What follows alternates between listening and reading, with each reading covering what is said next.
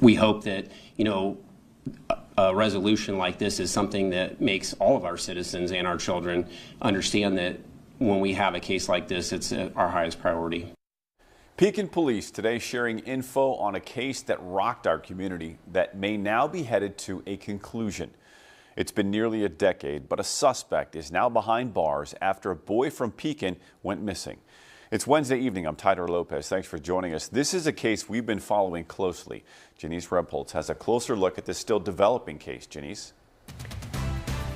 Tyler, Robert B. was only 13 years old when he disappeared from his Pekin home. His remains were found buried months later, not far away. Well, we now know his suspected killer was someone that he knew. It was this afternoon that Pekin Police and the Tazewell County Sheriff's Office, the FBI, and the State's Attorney's Office announced an arrest in connection with that case. They believe he ran away and was skipping school in fall 2016, but it would be months before Robert B.'s remains were found in July 2017.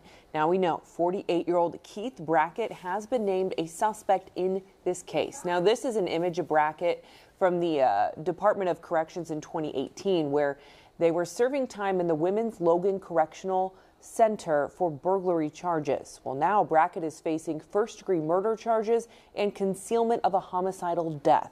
Brackett would tell detectives he was bisexual and into violent sexual encounters. That was in July 2017 when police knew the boy had died by asphyxiation.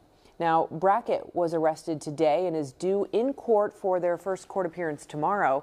The Pekin Police Chief Seth Rainey said today, quote, "This is the most manpower intensive case we have ever had." Now, we are learning more about this case, and we talked to a woman who actually did a documentary on the disappearance of Robert B., and she gives her real-time reaction to an arrest being made in this case. It's a story you'll be able to see here tonight on 25 News at 10 o'clock.